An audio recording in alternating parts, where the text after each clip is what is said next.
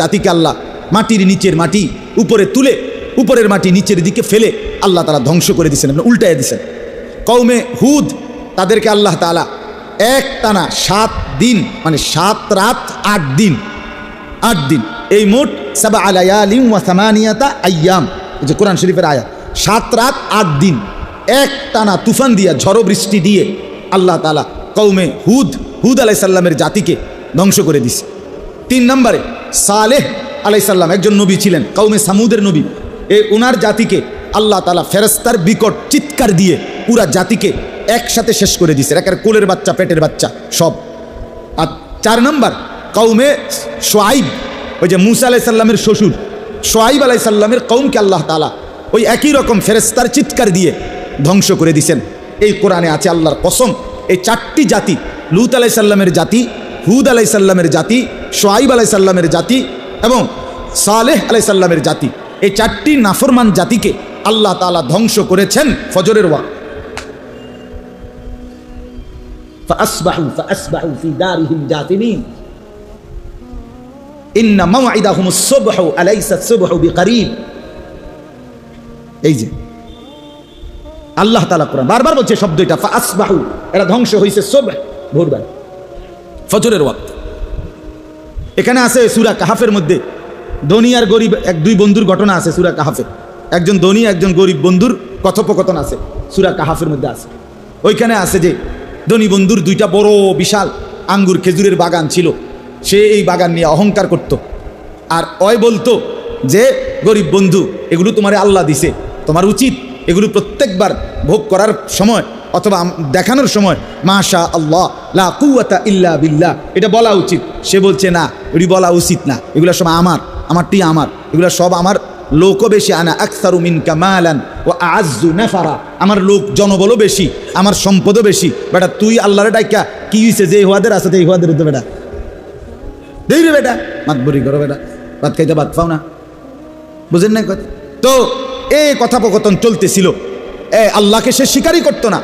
এই অবস্থায় তর্ক করতে গিয়ে একদিন এই অবস্থায় শেষ তর্ক করে ঘরে ফিরে গেছে ভোরবেলা। এই কোরআনুল কারীমের মধ্যে আছে ফাসবাহা, এখানেও আছে ভোরবেলা এসে দেখে, ফজরের ওয়াক্তে ভোরবেলা এসে দেখে তার এই বিশাল বড় বাগান এইভাবে আল্লাহ তাআলা ধ্বংস করে দিছে যেন এখানে যে কোনো গাছপালা বাগান ছিল তার চিহ্নও নেই, তার চিহ্নও নেই।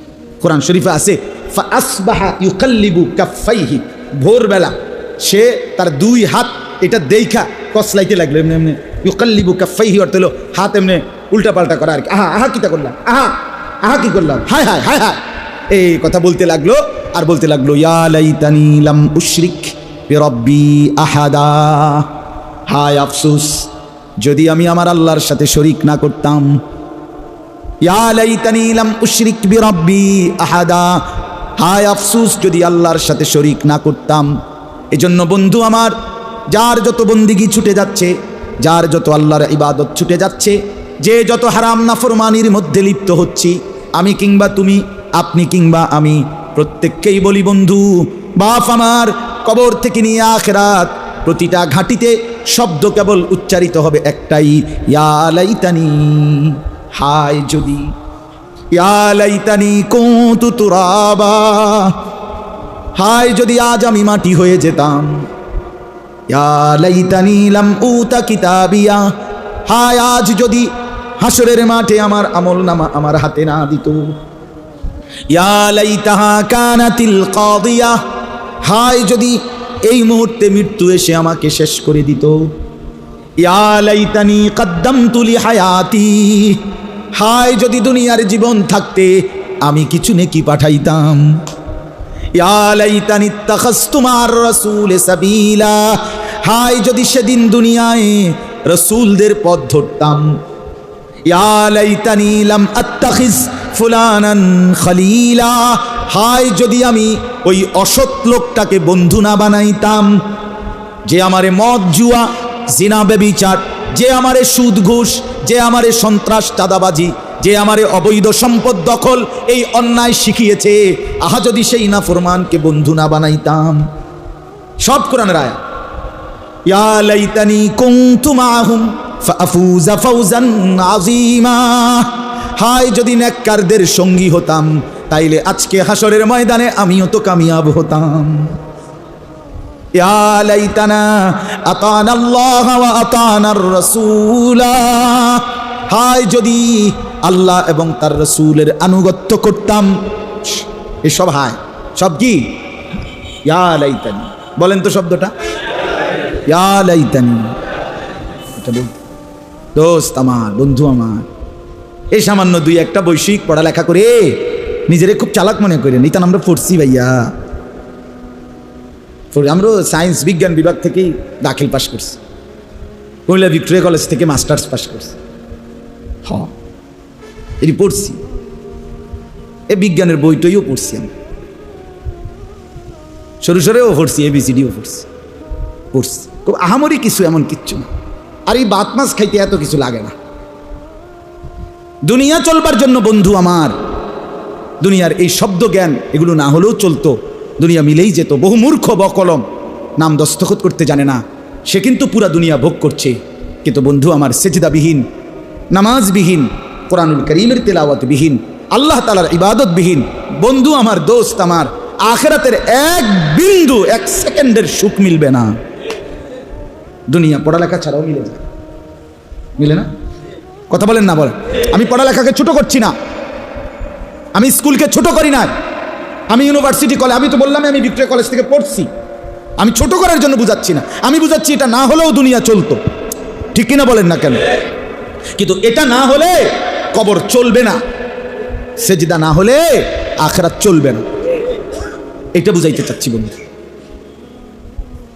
ইন্নাল মুজরিমিনা ফি আযাবি জাহান্নাম খালিদুন, আল্লাহ বলে সমস্ত নাফরমান পাপী জাহান্নামের আযাবের মধ্যেই থাকবে চিরদিন। লক্ষ কোটি বার জাহান্নামী বলবে, আল্লাহ অল্প সময়ের জন্য একটু বিরতি দেন, একটু 24 ঘন্টার মধ্যে 10টা মিনিট ছেড়ে দেন। আল্লাহ কোরআনে বলেন, লা ইউফাত্তারু আনহুম, 1 সেকেন্ডের জন্য বিরতি দেয়া হবে না।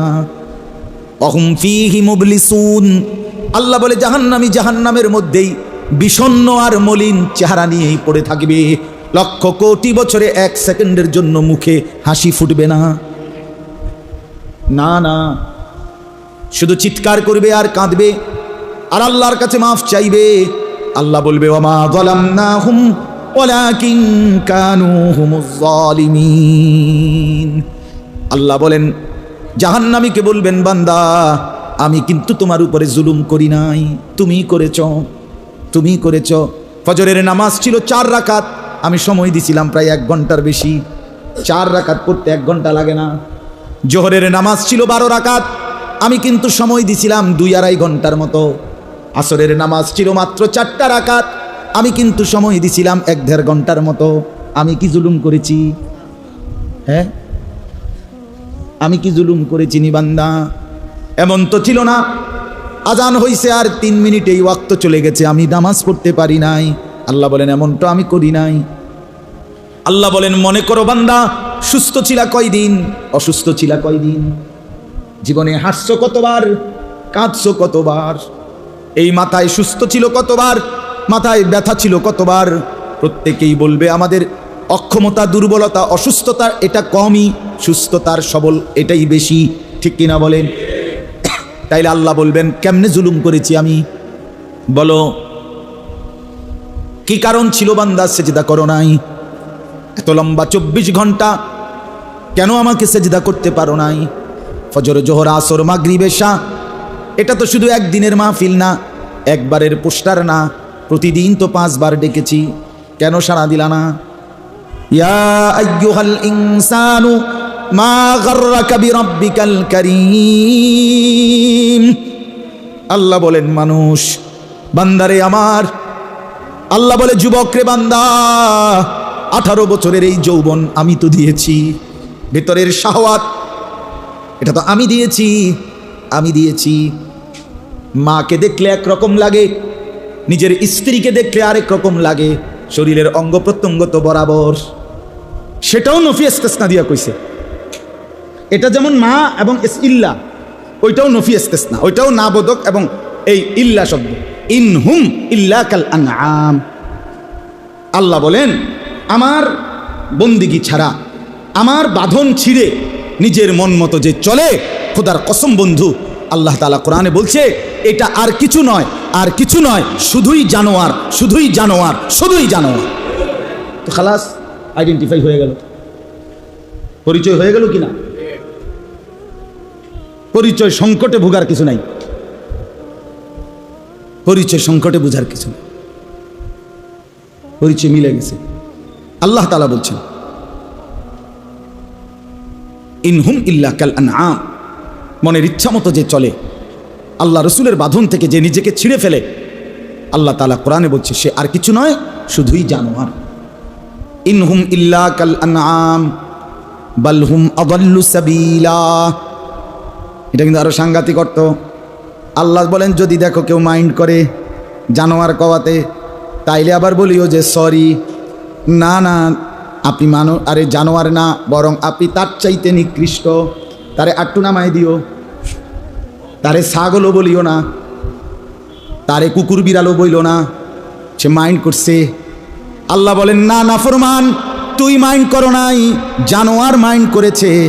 জন্তু জানোয়ার ডাক দিয়ে বলছে আল্লাহ এত বড় নাফরমানকে আমার সাথে তুলনা দিলেন কেন? আমি আপনার কোনটা নাফরমানি করেছি বলে?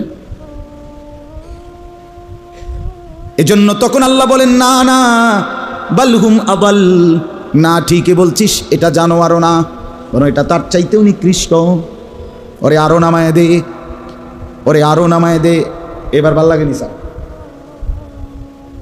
এবার এবার তো পরিচয়ই নাই, এবার তো কোনো সংজ্ঞাতেই পড়লো না।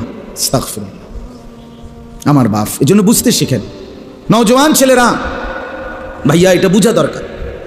তুমি স্কুলেই পড়ো, কোনো আপত্তি নাই, আমার পড়ো মিয়া, ইউনিভার্সিটি পড়ো, পড়ো দোস্ত। পড়তে পড়তে আটলান্টিক মহাসাগরে যত পানি, আমি দোয়া করি তোমার পড়া যেন এত বেশি হয়। তুমি পড়তে পড়তে হিমালয়ের উপরে উঠে যাও, তোমার জ্ঞান যেন হয় হিমালয়ের চাইতে বেশি, কোনো আপত্তি নাই। কিন্তু আগে তো মানুষ হও, আগে তো আত্মপরিচয় দেখাও, আগে তো নিজেকে চিনা তো দরকার। আমারে বানাইলেন কে? আমি আসলাম কোত্থেকে? কেন আসলাম? কিভাবে আসলাম? কি করছি? কি করা উচিত? এতটুকু অনুভূতি যদি বিবেকে না জাগে, আমার মনে যদি না হয়, তো আমি কি পড়ালেখা শিখলাম আর কি শিক্ষিত হলাম? কি পড়ালেখা, কি অর্জন হলো বলেন? আহা, অসংখ্য মুসলমানের সন্তান জানেই না পরিচয়, তারে যে আল্লাহ বানাইছে এ কথাই তার মনে নেই, আল্লাহর সাথে যে তার কোনো সম্পর্ক থাকা উচিত এটাই তার মনে নেই। কত বছর হয় ফজরের নামাজ পড়ে না, সে জানেও না। ফজরের ওয়াক্ত হয় কখন, হায় নাফরমান বলতেও তো পারবে না। ফজরের আজান হয় কয়টায়, সে তো জানে না। খোদার 365 দিন, এক বছর টানা কোনো দিন ফজরের নামাজ পড়ে না। আহা, মুসলমানের সন্তান এমন হয় কেমন? এর মুসলমানের বাচ্চা বলে কিভাবে? তার বাবা কোথায়, তার মা কোথায়, তার সংসার কোথায়, সে কোন ঘরে বড় হচ্ছে, কি খাইতেছে, কেন তারে বাবা বড় করছে? এত বড় নাফরমানকে এ তো সভ্যতার, ভদ্রতার কোনো আইটেমই পড়ে না। রাসূলুল্লাহ সাল্লাল্লাহু আলাইহি ওয়াসাল্লাম স্পষ্ট বলছেন, নবীজি সাল্লাল্লাহু আলাইহি সাল্লামকে সবাই বিশ্ব মানবতার মুক্তিদূত, বিশ্ব নবী, শ্রেষ্ঠ নবী, এগুলো জেনারেল ফুলাফাইনো এমনিই কয়। নবীজির কোনো কেউ ছোট করে কয় না, কথা বোঝেন নাই? তিনি বিশ্ব নবী, তিনি শ্রেষ্ঠ নবী, তিনি সবচেয়ে সুন্দর, তিনি সর্বাধিক সুন্দর আদর্শের অধিকারী, তার কথাই শ্রেষ্ঠ, তার সব কিছু, এটা সবাই মানে। অর্থাৎ তিনি বলছেন, রাসূলুল্লাহ সাল্লাল্লাহু আলাইহি ওয়াসাল্লাম বলছেন, ফজরের নামাজ যে পড়ে না সে খবিস, খবিস, খবিস। ইল্লা আসবাহা খাবিসান নাফস। নবী সাল্লাল্লাহু আলাইহি ওয়াসাল্লাম বলেন এটা খবিস, খবিস বেটা তুই। আর খবিস কোথায় থাকে? নবী সাল্লাল্লাহু আলাইহি ওয়াসাল্লাম বলছে টয়লেটে থাকে, পায়খানায়। প্রমাণ কি? নবীজি সাল্লাল্লাহু আলাইহি ওয়াসাল্লাম টয়লেটে ঢুকতে খবিস থেকে পানাহ চাইতেন। আল্লাহুম্মা ইন্নী আউযু বিকা মিনাল খুবুসি ওয়াল খাবাইস। আল্লাহ খবিস থেকে পানাহ চাই, এটার ভিতরে খবিস আছে। খবিসের গন্তব্য কোথায়? বাথরুমে। নবী সাল্লাল্লাহু আলাইহি ওয়াসাল্লাম বলেন ফজরের নামাজ যে পড়েন, আমি একটা নামাজ শুধু বললাম, 5 ওয়াক্তই এমন। নবী সাল্লাল্লাহু আলাইহি ওয়াসাল্লাম বলেন ফজরের নামাজে যে পড়ে না, যাকা রজুলুন বালা শাইতানু ফি উযুনাইহি, এটা এমন লোক শয়তান যার দুই কানে মুত্তা দিছে। সরাসরি হাদিস, বালা শাইতানু ফি উযুনাইহি, তার দুই কানে শয়তান মুত্তা দিছে, সে পেশাব করে দিছে। শয়তান যেহেতু সেই আদম আলাইহিস সালামের জামানার থেকে শয়তান, তো বড় সড়ো শয়তান, তো পেশাবও তো অনেক বেশি হইব নিশ্চয়, তার কোনো ছুটু খোলাই না। কি মুতাটা মুতছে তার শোল্ডার ভিতরে, শয়তান তো আর ছুটু খাড়ো না, শয়তান তো পেশাব করে তোর পুরা গাও ভাসায় লেছে বেটা। নাউযুবিল্লাহ। নবী সাল্লাল্লাহু আলাইহি সাল্লাম বলেন, মান সাল্লাল ফাজরা ফাহুয়া ফি জিম্মাতিল্লাহ, যে ফজরের নামাজ পড়লো সে আল্লাহ তাআলার জিম্মায় ঢুকে গেল, আল্লাহ তাকে নিজের করে নিল। আল্লাহ বলেন, বান্দা এই ভোরে সেজদা করলা, ঠিক আছে, বাকি সারাটা দিন তোমার আমি দেব, আমি দেব, আমি দেব। ইন্না কুরআনাল ফাজরি কানা মাশহুদা, রব্বুল আলামিন বলে নিশ্চয়ই ফজরের নামাজ আমার সমস্ত ইমানদার বান্দা এবং আমার কোটি কোটি ফেরেশতাদের একত্রিত হওয়ার সময়। আল্লাহর নবী সাল্লাল্লাহু আলাইহি ওয়াসাল্লাম বলেন, সারা রাত এই জমিনে যত ফেরেশতা পাহারাদারি করে তারা সকলেই ফজরের নামাজের ওয়াক্তে আসমানে ফিরে যায়। আবার সারা দিন সন্ধ্যা পর্যন্ত যারা জমিনে পাহারাদারি করবে ওই ফেরেশতারা ফজরের নামাজের ওয়াক্তে নেমে আসে। আল্লাহর নবী বলেন, রাত্রিবেলার কোটি কোটি ফেরেশতা ফজরের নামাজের জামাতে অংশগ্রহণ করে এরপরে আসমানে উঠে, আর দিনের কোটি কোটি ফেরেশতা ফজরের নামাজের জামাতে শরীক হয়ে শুরু করে। তাজতামিউ মালাইকাতুল লাইলি ওয়া মালাইকাতুন নাহারি ফিল ফজর। এই জন্য আল্লাহ বলছে কানা মাশহুদা, ফজরের নামাজ হলো অ্যাসেম্বলির সময়। কিসের সময়? যেই প্রতিষ্ঠানে অ্যাসেম্বলি হয় ওই অ্যাসেম্বলির টাইমে শিক্ষক, কর্মচারী, ছাত্র সব নির্দিষ্ট জায়গায় দাঁড়াইতে হয়। খোলা এইটুকু মাঠের মধ্যে, এটা অ্যাসেম্বলির টাইম, এনে সবাই থাকতে হয়। এরপরে অ্যাসেম্বলি হয়ে সারলে এরপরে যাদের রুমে ঢোকে, এটাই নিয়ম। তো আল্লাহ তাআলা বলছে ফজরের নামাজ আমার ইমানদার বান্দারাও থাকে, রাতের ফেরেশতারাও থাকে, দিনের ফেরেশতারাও থাকে, এরপর যার ডিউটিতে চলে যায়। এই জন্য একটা উদাহরণ বললাম, বাপ অনেক নওজোয়ান ছেলে বিশেষ করে ফজরের নামাজ না পড়ার এই ব্যাধি আমাদের মধ্যে বেশি, বেশি কিনা বলেন না? কোরআনুল কারীমের মধ্যে আছে কওমে লূত আলাইহিস সালাম, তো মায়ের দিকে তাকাইলে যা মনে হয়, বিবির দিকে তাকাইলে তার ভিন্ন মনে হয়। 30 সেকেন্ডে আমি দিল বদলাই দিলাম, 30 সেকেন্ডে আমি শাহওয়াত প্রবৃত্তি বদলাই দিলাম। মিনিট এটা যিনি করছেন তিনি কিন্তু আল্লাহ। তারে কেমনে ভুলে গেলাম? মা গাররাক, বলো না বন্ধু, ছেলেরা বলো না বাপ, কেমনে ভুলে গেলা? আজকের সারাদিনে যারা নামাজ পড়ো নাই, কেমনে বললে বুঝবে? চলো তুমি আমার কাছে আসো, নাহলে আমি তোমার কাছে যাই। চলো গলাগলি করে কাঁদি, বলি কেন সেজদা দিলা না, কেন নামাজ পড়লাম? মা গাররাক, আল্লাহ জিজ্ঞেস করছে, বান্দা কি হলো রে বান্দা? আমার মতো দয়ালু মেহেরবান মাওলা, মেহেরবান মনিব, আমার মতো দয়ালু মনিবকে ছেড়ে কে তোকে ধোকা দিল? আমারে ফেলে দিলা কেমন? আমারে ভুলে গেলা কেমনে? কালকে আমার সিলেট মাহফিল ছিল, গতকাল বিয়ানীবাজার। তো যাওয়ার পথে আমি সিলেট গেছি, প্রথম বয়ান শেষ করে শাহপরান, পরে বিয়ানীবাজার আমার লাস্টে বয়ান ছিল। তো যাওয়ার পথে আমার ঘাড়ে খুব ব্যথা করতে, আমার মনে হয়েছে আমার প্রেশার বাইরে গেছে। তা আমি প্রেশার মাপার জন্য একটা দোকানে ঢুকছি, ফার্মেসি। অনেক ছেলে ওইখানে 30-40 জন একত্রে আমারে একদম ঘেরাও দিয়া ধরছে 1 মিনিটে। তো পরে আমি প্রেশার মাপছি, একটা ট্যাবলেট দিয়েছে বেচারা, খাইছি, একটু বাড়তি বলছে প্রেশার, তো ঠিক আছে। এরপরে আমার সাথে একজন ভাই ছিল, তো উনি আমার বলতেছে, হুজুর এই যে ছেলেগুলো একত্র হয়েছে, ওরা এই আমরা সময় নাই, 1 মিনিটে কুদ্দুর কর না কিছু। আমি ঠিক আছে 1 মিনিটেই বলি। তো বললাম, ভাইয়া আপনারা এনে কি লেগা আগের থেকেই নিশ্চয় আপনারা অনেক ছেলে এখানে একত্রে ছিলেন, কেন ছিলেন? হুজুর নির্বাচনের কাজে আমরা ওয়ার্কিংয়ে আস। তখন আমি বললাম, ভাই আমার একটাই কথা, যার নির্বাচনই করেন আপনারা, সেটা আমার জানার বিষয় না। বাকি এটা মনে রাখেন, আপনারা যার জন্য কাজ করতেছেন উনি নির্বাচিত হলে আপনাদের এই 5 বছরে উনি আপনাদের প্রত্যেকের সমস্ত প্রয়োজন চাহিদা পূরণ করতে পারবে না। উনি রোডের কন্ট্যাক্ট দিব একজন রে, তো খুশি হবে এই একজন, নারাজ হবে 100 জন। আমিও তো কাজ করছি নেতার লাগে, আমি তো পাইলাম না। কাজেই 5 বছর না 50 বছরেও উনি খুশি করতে পারবে যতজনকে, নারাজ হবে তার চাইতে বেশি, ঠিক কিনা? কিন্তু একজন আছেন যিনি সবাইকেই খুশি করতে পারবেন, তিনি আল্লাহ। তো বললাম চলেন তাকে সেজদা দেন, তাকে। ইনি সবাইকে খুশি করতে পারবে না, উনি সবাইকে খুশি করতে পারবে। তো বলে আমি শেষ ওয়াজ, 1 মিনিটে ওয়াজ, খালাস, এবার গাড়িতে চালাইছি, অল্প কথায় ওয়াজ। এই জন্য বললাম, আল্লাহ বলেন বান্দা আমাকে ছেড়ে দিলে কেন? কেন ছেড়ে দিলে? আমাদের হযরত মাওলানা তারেক জামিল সাহেব বলছেন, কোনো মা যদি সন্তানকে 6 মাস, যেই সন্তান মায়ের খবর নেয় না, ওই মা 6 মাস পরে ছেলেটা যখন কাছে আসে, যত বড় পাষাণ ছেলে হোক, মা যদি 1 ফোঁটা চোখের পানি ফেলে বলে, বাপ কেমনে রে পারলি, আমার খবর না নিয়ে থাকলি, আমার এভাবে ভুলে গেলি কেমনে রে বাপ, এটা যদি বলে মা কাঁদা দেয়, যত বড় পাথর দিল সন্তান, তার কি মাথা নইবে না? তো রব্বুল আলামিনও যেন ডাক দিয়ে বলছে, আনিস আজ 1টা বছর হলো কোনো দিন আমারে নামাজের সেজদা দিলা না, কেমনে রে পারলি? কোনো দিন 1টা বছরে একদিনও 5 ওয়াক্ত নামাজ পড়লি না বান্দা, কেমনে রে হইল? আচ্ছা কি বলবেন তখন?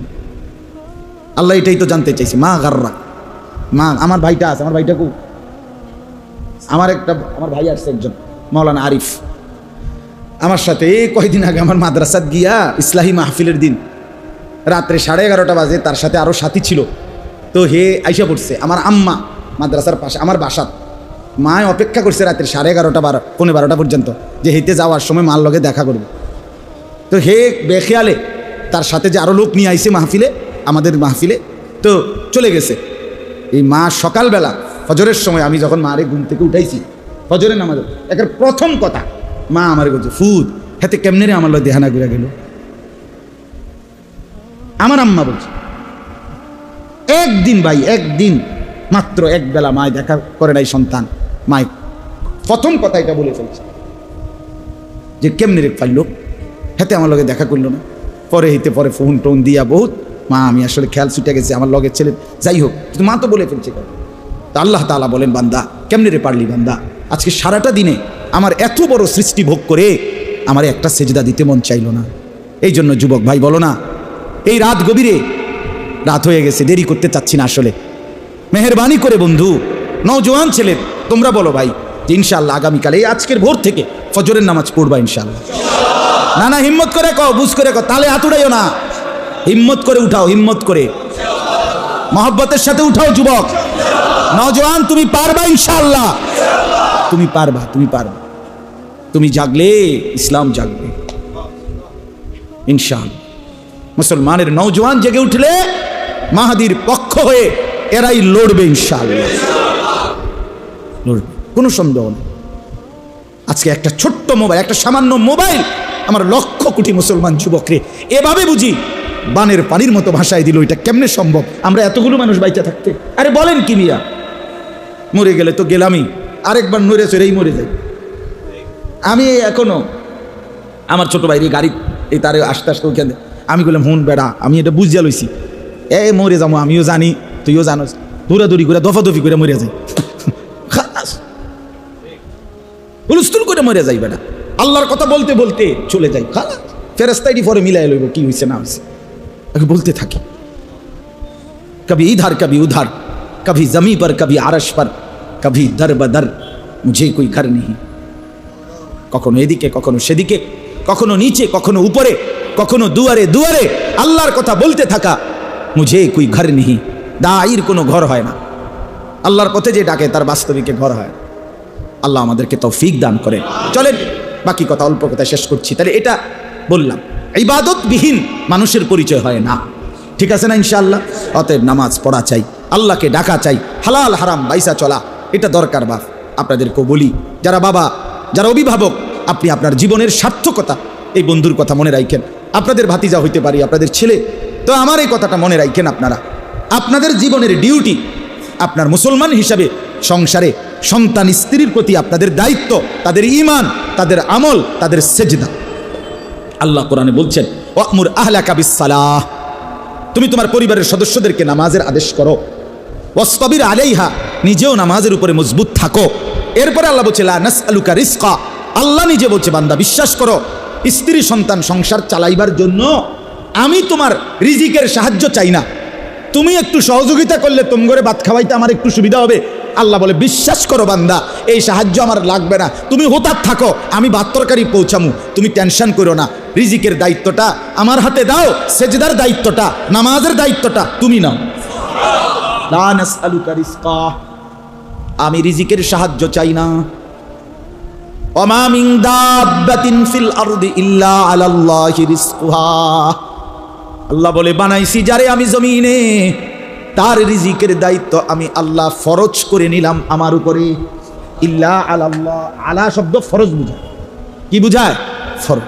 ওয়ালিল্লাহি আলান নাসি হিজ্জুল বাইত, এই যে আলা এই শব্দের কারণে অর্থ হইছে যে আল্লাহর সন্তুষ্টির জন্য হজ ফরজ করা হলো। কুতিবা আলাইকুমুস সিয়াম, এই যে আলা ফরজ করা হলো। এই জন্য আল্লাহ বলেন রিজিক দেব বান্দা, এটা নফল হিসাবে না, আমি আমার উপরে আবশ্যক করে নিলাম। ডাকলেও দেব, না ডাকলেও দেব, মানলেও দেব, না মানলেও দেব। আল্লাহ বলে রিজিক কিন্তু আমি ফেরাউনকেও দিয়েছি, মূসাকেও দিয়েছি। কি বলেন? রিজিক আমি আল্লাহ নমরুদকেও দিয়েছি, ইব্রাহিমকেও দিয়েছি। কিত্তা হুদা বাতের লাগে এরম কাবজাব কেন? তুমি দুনিয়ার জন্য এরম কাবজাব করো। আল্লাহ বলে তোর পরিচয় মুসলমান, তোরে খাওয়াবো না বেটা, আমি তো নাফরমান বেঈমানকেও খাওয়াই। যে আমারে কোনোদিন ডাকে না, যে আমারে একটা সেজদা দেয় নাই, আমি তো দুনিয়ার তাকেও দিচ্ছি, তোকে দেব না কেন? এজন্য ভাত মাছ তো মূল বিষয় না, গোলামি মূল বিষয়, সেজদা মূল বিষয়। নাহনু নারযুকুক, আমি রিজিক দেব। অফিস সামাই রিজকুকুম ওয়া মা তুআদুন, আল্লাহ বলে আসমানে রিজিক, আসমানে কোথায়?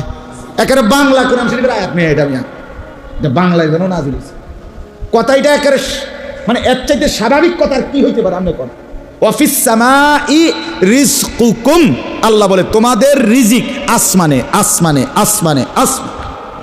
কোথায়? আবার বলেন, আবার বলেন। তো আসমানে রিজিক, আরশে রিজিক, রাজ্জাকের কাছে রিজিক। আপনি ভুলে যাচ্ছেন কেন? আরে বাবারা ভুলে যাচ্ছেন কেন? এক মুমিনের স্বপ্ন, বেঈমানের রাষ্ট্র নিজের কিংবা সন্তানের ভবিষ্যৎ এর দ্বারাই গড়বে। কোনো বেঈমানের রাষ্ট্রে সে অবস্থান করতে পারবে, এটা যদি কোনো মুসলমানের স্বপ্ন হইতে পারে না, এটা সফলতার চিহ্ন হইতে পারে না। আচ্ছা, লক্ষ কোটি মুসলমান জীবনের সফলতা ভাবছে আমার সন্তান ইউরোপ থাকে, ইউরোপ থাকতে পারবে, আমার সন্তান ইউরোপের ভিসা মিলবে, ইউরোপের সিটিজেন পাবে, ইউরোপের গ্রিন কার্ড পাবে, খালাস আমার দুনিয়া সফল। না, সফল না, সফল না। আস্তাগফিরুল্লাহ। চুক্তিভিত্তিক 2 বছরের কন্ট্রাক্টে বেডি বিয়া করে কার্ডের জন্য। আমরা বুঝি না, আমরা চিরা খাই, বন দিয়া চা দিয়ে ভিজে খাই, আমরা ভাত খাই না, আমরা জানি না। কি আশ্চর্য! টাকার জন্য ইউরোপের একটা মানে গ্রিন কার্ডের জন্য ওইখানকার নারী নির্ধারিত চুক্তিভিত্তিক বিয়ে করে, কার্ড পাওয়া পর্যন্ত, এরপরে ভাষা প্লাত্তি। আস্তাগফিরুল্লাহ, আস্তাগফিরুল্লাহ। আল্লাহ আমাদেরকে বুঝ দান করেন, আল্লাহ আমাদেরকে মাফ করে দেন। এজন্য ভাই ইনশাআল্লাহ আজকের এই ইসলাহি মজলিসে আমাদের মূল স্লোগান, আমরা আল্লাহর বন্দেগী করব। বলেন ইনশাআল্লাহ। এটাই সফলতা।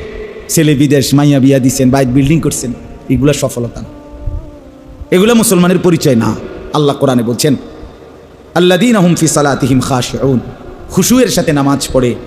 ওয়াল্লাযীনা হুম আনিল লাগবি মুরিদুন, অনর্থক কাজ থেকে নিজেকে বাঁচিয়ে রাখে। ওয়াল্লাযীনা হুম লিয-যাকাতি ফাইলুন, ঠিকমতো যাকাত আদায় করে, লজ্জাস্থানের হেফাজত করে, আমানত রক্ষা করে, ওয়াদা ঠিক রাখে, নামাজ যথাসময়ে আদায় করে। উলাইকা হুমুল ওয়ারিসুন আল্লাযীনা ইয়ারিসুনাল ফিরদাউস, আল্লাহ বলে এই মানুষগুলোই হবে জান্নাতুল ফিরদাউসের উত্তরাধিকারী। অতএব এরা সফল। কাদ আফলাহাল মুমিনুন, মুমিন সফল এই মুমিন। উলাইকা হুমুল মুমিনুনা হাক্কা, আল্লাহ বলে ইমানদার, নামাজি, দিনদার এরাই হচ্ছে প্রকৃত অর্থে মুমিন। আল্লাহ আমাদেরকে বুঝ দান করেন। এই জন্য আমরা ইনশাআল্লাহ 5 ওয়াক্ত নামাজের ওয়াদা করলাম তো ইনশাআল্লাহ। যুবক ভাই, অসৎ চরিত্র থেকে বাঁচো। এক নারী তোমার দরকার, তো তুমি বিবাহ করবা, নারীর সংস্পর্শ দরকার, তো রব সেটা জানে। তোমার ভিতরের যে চাহিদা, কামনা, শাহওয়াত এটা তো আল্লাহ দিয়েছেন। আল্লাহ নিজে বলছেন আমি সেটা পূরণ করার জন্য আমি তোমার শরীরের অংশ থেকে তোমার স্ত্রী বানায় রাখছি। তুমি কিত্তা এরকম কুত্তার মতো হইয়া গেলা, সারা দিন সারা রাত মোবাইলে অশ্লীল ছবি দেখো, নর্তকীর নাচ দেখো, কেন এরকম পাগলা কুত্তা হইয়া গেলা? যেটা চাচ্ছ সেটা তো মিলবেই। এই পৃথিবীতে আদম হাওয়া থেকে নারী পুরুষের মিলন, নারী পুরুষের এই সংস্পর্শে দিয়েই তো মানব ধারা এই পর্যন্ত আইসা পড়ছে। তো তোমার বেলায় থামে যাবো কেন? কথা বলেন না কেন? তোমার বেলায় এসে থামে যাবে কেন বেটা? আমি একবার আমার এক ছাত্ররে বলছিলাম, হে ছাত্র থাকতেই মসজিদের ইমামতি লইছে, আমি বলছি তুই এটা ছাড়ো। হুজুর এক ভালো মসজিদ পাইছিলাম এটা। আমি কই তুমি আগে এটা লিখিত দাও যে তোমার ফারেক হওয়ার পরে আগামী 2 বছর পরে পৃথিবীতে আর কোনো মসজিদে ইমাম নিত না, এই সিদ্ধান্ত হয়ে গেছে সরকারিভাবে, গেজেট ফাঁস হয়ে গেছে। কোরআনে লিখছে ঢাকায় কথা কাটতো, তুই বুঝি তুই ফারেক হইবার পরে আর বুঝি মসজিদে কোনো লোক নিত না? বলেন না কথা? তো তুমি প্রাপ্তবয়স্ক হওয়ার পরে আর বুঝি দেশে বিয়ে শাদী থাকতো না? কি কথা কন না কেন? হাসে উনি, দুঃখে হাসে। আপনি বলেন না তো তুমি এরকম শুরু করছো এটা লইয়া, এরকম এটা কিতা? সারাদিন বেড়িছা, সারাদিন নর্তকী দেখে, পাগল। এক মানুষের জিন্দেগি শুধু নারীর জন্য, তো কি হলো এটা? আল্লাহ আমাদেরকে বুঝার তৌফিক দান করে। তো বাকি 2 অর্থ আল্লাহ তাআলা বলেন কুরবানি, এটা আমি প্রত্যেক জাতির জন্য নির্ধারণ করেছি। এজন্য সর্বযুগেই কোরবানি প্রচলিত ছিল। আদম আলাইহিস সালামের 2 সন্তান হাবিল কাবিলের মাধ্যমে আল্লাহ তাআলা কোরবানির ধারা চালু করেছেন, আজও আছে, কিয়ামত পর্যন্ত থাকবে। বলেন আলহামদুলিল্লাহ। আর কি? হজ। আরেকটা কি? হজ। হজ সর্বযুগেই আল্লাহর ঘর কাবা, তাফসীরের মধ্যে আছে আদম এবং হাওয়াকে যখন আল্লাহ তাআলা পৃথিবীতে পাঠাইছেন, সাথে আল্লাহর ঘরও পাঠাইছেন, এটাও বর্ণনা। অথবা ফেরেশতাদের মাধ্যমে এই ঘর বানাইছেন, অথবা আদম আলাইহিস সালামের মাধ্যমে এই ঘর বানাইছেন। তাইলে প্রথম আদম, ওনার থেকেই আল্লাহর ঘর কাবা ছিল। কাজে আল্লাহর কাবার ঘরের তাওয়াফ, ঘরের বন্দিগি সর্বযুগেই ছিল। এই জন্য সর্বকালেই হজ্জের বিধান ছিল, এখনও সেই হজ্জের মৌসুম। এইবার আল্লাহ তাআলা বলেন, প্রথম যেই তর্জমা বলছি যে সর্বজাতির জন্য কোরবানির বিধান ছিল, তো এইটাই প্রথম অর্থ ধরে পরের অর্থটা বুঝাইলে একটু সুবিধা হয়। আল্লাহ তাআলা বলেন, যদি প্রশ্ন করো বান্দা সর্বযুগেই কোরবানির বিধান কেন দিলেন, তো আল্লাহ বলেন 1 নম্বর কারণ হলো লিয়াযকুরুসমাল্লাহ, তুমি যেন আমি আল্লাহ তাআলার জিকির স্মরণ করতে পারো। আমার স্মরণ জিন্দা করার জন্য কোরবানির বিধান দিয়েছি, আমার স্মরণ জিন্দা করার জন্য হজ্জের বিধান দিয়েছি, আমার স্মরণ জিন্দা করার জন্য বিভিন্ন প্রকারের ইবাদত তোমাকে করতে দিয়েছি। তাহলে সমস্ত ইবাদতের মাকসাদ জিক্রুল্লাহ, কোরবানির মাকসাদ জিক্রুল্লাহ, হজ্জের মাকসাদ জিক্রুল্লাহ, আল্লাহর জিকির। কার জিকির? কোরবানিতে আল্লাহর স্মরণ তাজা হয়, হজ্জে আল্লাহর স্মরণ তাজা হয়, প্রতিটা নামাজ রোজা ইবাদতে আল্লাহর স্মরণ জিন্দা হয়। লিয়াযকুরুসমাল্লাহ, আল্লাহর স্মরণ, আল্লাহর জিকির, আল্লাহর স্মরণ তাজা হয়।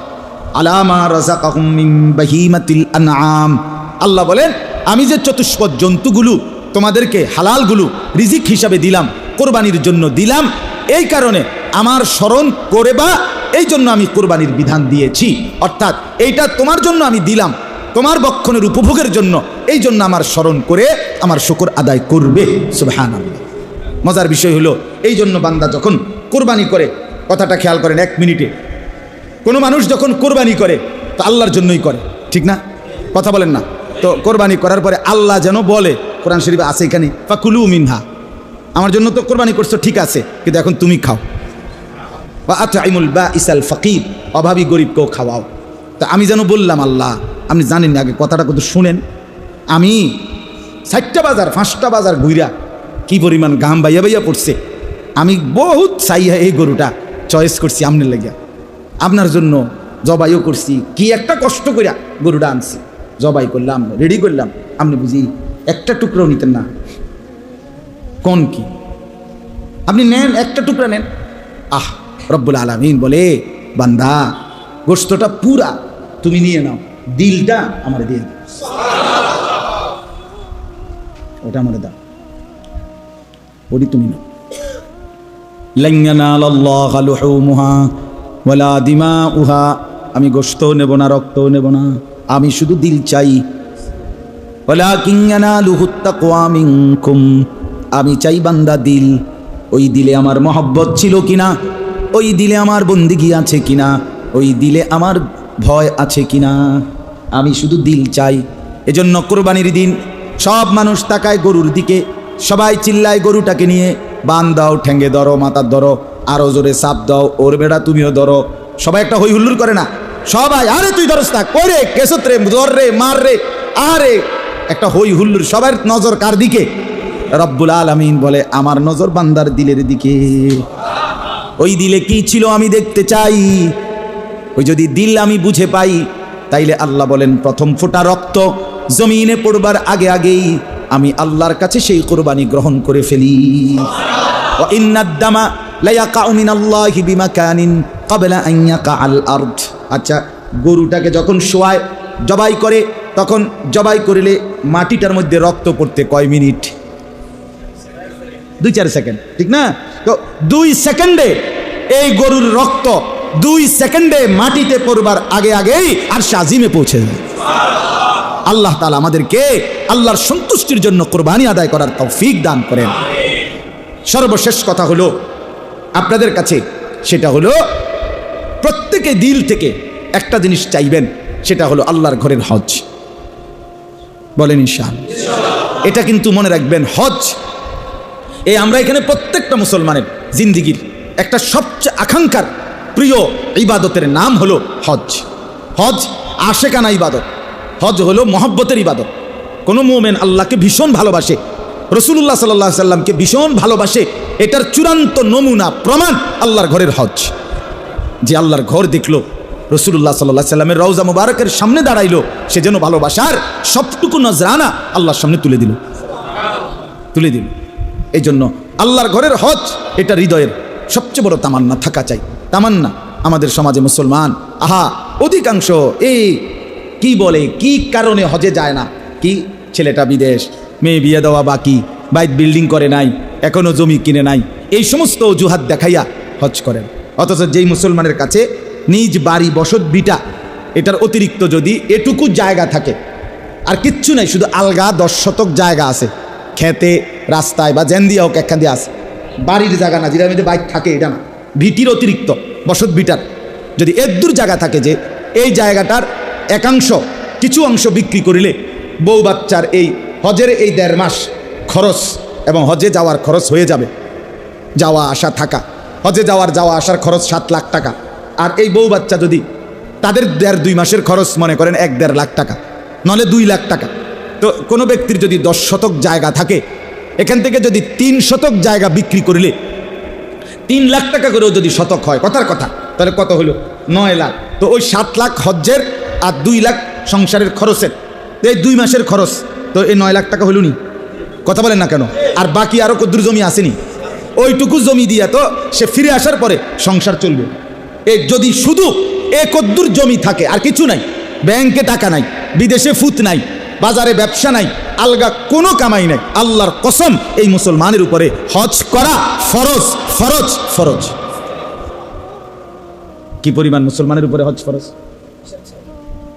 হ্যাঁ, এবারে বইয়ারিছে যাইলাম হইলে যাইতো কার না মনে চা ফোলা, আল্লাহ আল্লাহ করিয়া তারা 3 জনরে বিদেশ ফাটাইছি, তারা যদি কোনো দিন ফাটায় তাইলে যা কোঁতান, আমনে বইয়া বইয়া কোঁতান, আমনে কোঁতাইয়া হতে যাইবে এই সমস্ত বেড়াইমা কথা কইয়া, এটি কথা, হ্যাঁ এটি কথা। আস্তাগফিরুল্লাহ, আস্তাগফির। আল্লাহ রাসূল সাল্লাল্লাহু আলাইহি সাল্লাম বলেন, হজ ফরজ হওয়ার পরেও যে হজ না করে মরে গেল, এরে বাপ সাংঘাতিক ধমক এটা। নবীজি বলছে, আমি জানি না তুই ইহুদি মরলি না খ্রিস্টান মরলি, মুসলমান মরলি না, এটা বুঝছি, বেঈমানের মরণ।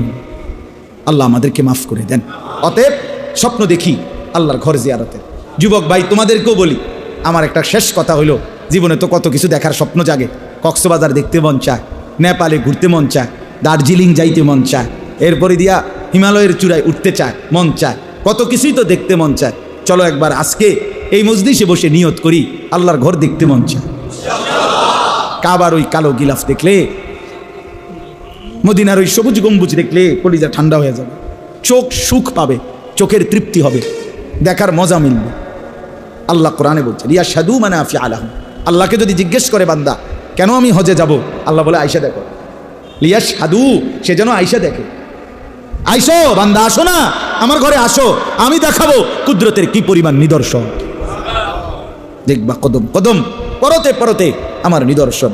আমার ঘর দেখবা, আমার কালো গিলাফ দেখবা, হাজরে আসওয়াদ দেখবা, আমার ঘরের দরজা দেখবা, মাকামে ইব্রাহিম দেখবা, জমজম দেখবা, সাফা মারওয়ায় ঘুরবা, মিনায় যাবা, আরাফায় যাবা।